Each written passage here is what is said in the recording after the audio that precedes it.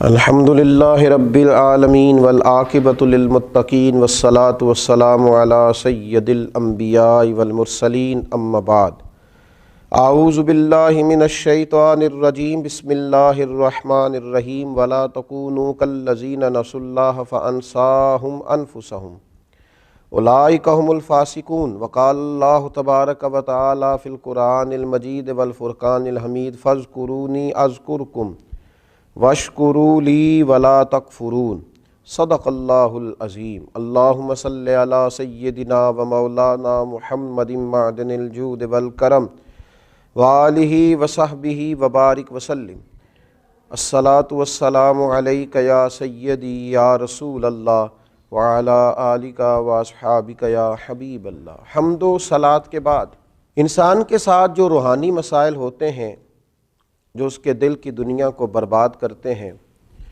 اور اس کے باطن کو اجاڑ دیتے ہیں، ان میں سے ایک بڑا مسئلہ، ایک بڑی بیماری نسیان خالق ہے۔ اللہ تبارک و تعالیٰ کو بھول جانا، اس کی یاد سے غافل ہو جانا۔ نسیان خالق کا مطلب ہے کہ اللہ تعالیٰ کی اطاعت اور فرما برداری کو ترک کرنا، حقوق اللہ کو فراموش کرنا، اللہ کی یاد سے غفلت برتنا، اس کے ذکر کو بھول جانا، دعاؤں کے ساتھ زیادہ دلچسپی نہ رکھنا معاذ اللہ۔ یہ وہ ساری چیزیں ہیں۔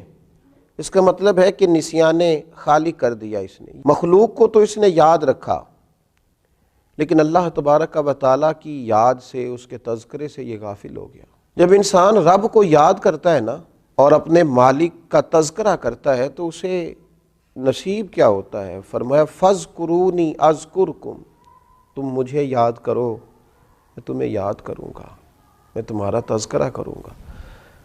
حضرت عبداللہ ابن عباس رضی اللہ تعالیٰ عنہ ارشاد فرمایا کرتے کہ اللہ تبارک و تعالیٰ ارشاد فرماتا ہے کہ تم فرما برداری کر کے مجھے یاد کرو اور میں اپنی امداد کے ساتھ تمہیں یاد کروں گا۔ تم اللہ تبارک و تعالیٰ کی یاد اگر تنہائی میں کرو گے تو رب کریم بھی تمہیں تنہائی میں یاد کرے گا، اور اگر تم جماعت میں اس کا ذکر کرو گے تو وہ اس سے بہتر جماعت میں تمہارا ذکر کرے گا۔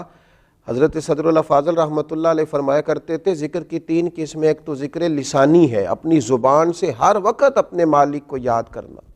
اچھی چیز دیکھی تو ماشاءاللہ، نعمت ملی تو الحمدللہ، کوئی مصیبت آ گئی تو انا للہ و انا الیہ راجعون، ہر وقت ہر جگہ، کھانا کھانے سے پہلے دعا، کھانا کھانے کے بعد دعا، نیند سے پہلے دعا، اٹھتے ہی دعا، ہر وقت اللہ کی یاد، ذکر لسانی ہے۔ اور ایک ہے ذکر قلبی، دل سے اللہ کو یاد کرنا۔ ہمارے اوپر رب تعالیٰ کی جو نعمتیں ہیں جو بغیر ہمیں مشقت کے ملی ہیں، ان کا احساس کرنا، یہ ذکر قلبی ہے۔ مالک کریم نے بہت ساری غلطیوں کے باوجود جو ہمیں سزا نہیں دی، اس کا احساس پیدا کرنا یہ ذکر قلبی ہے۔ اللہ کی نعمتوں میں غور کرنا، اللہ کی نشانیوں میں غور کرنا، یہ ذکر قلبی ہے۔ اور ذکر بالجوارح، یہ ذکر ہے کہ انسان کے اعضاء اللہ کی اطاعت میں مشغول ہوں، وہ حج کرے، وہ نماز پڑھے، وہ عبادات کرے، وہ سفر کرے، وہ دین کی خدمت کرے، تینوں طریقوں سے اپنے رب کو یاد کرے، لیکن کبھی اللہ کی یاد سے غافل نہ ہو۔ ہمارا اب یہ حال ہو گیا ہے کہ مصیبت میں بھی اب یاد خدا ہم کو نہیں آتی، دعا منہ سے نہ نکلی، بس جیبوں سے عرضیاں ہی نکلیں۔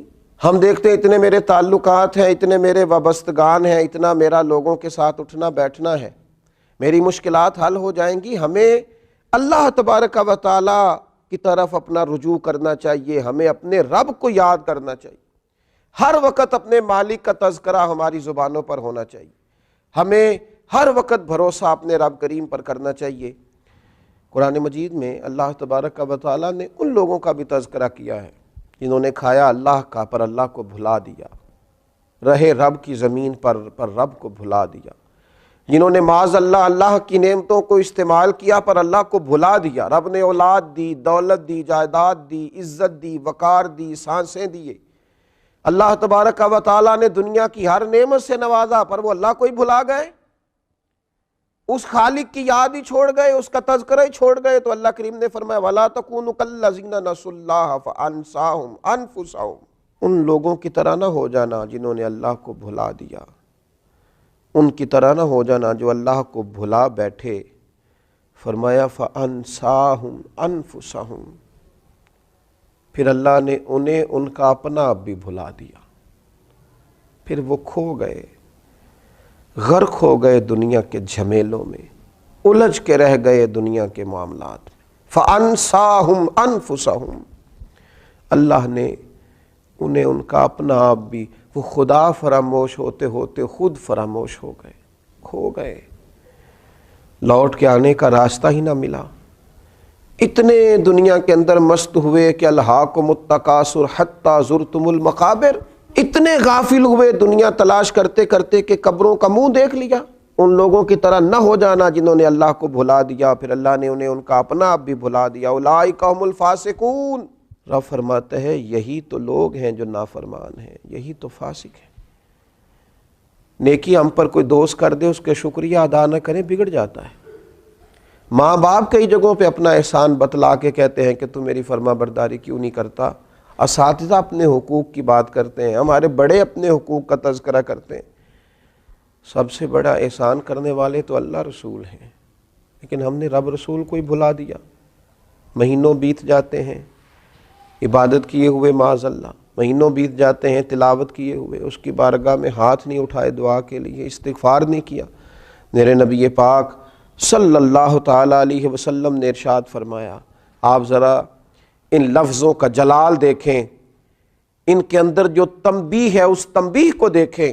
امام طبرانی لکھتے ہیں کہ رسول پاک صلی اللہ تعالیٰ علیہ وسلم نے ارشاد فرمایا کہ اللہ تبارک و تعالیٰ ارشاد فرماتا ہے، ابن آدم بے شک جب تو مجھے یاد کرتا ہے تو تو میرا شکر ادا کرتا ہے، اور جب تو مجھے بھول جاتا ہے تو پھر تو میرا انکار کرتا ہے، پھر تو انکار کرتا ہے اپنے رب کا جب تو بھول جاتا ہے۔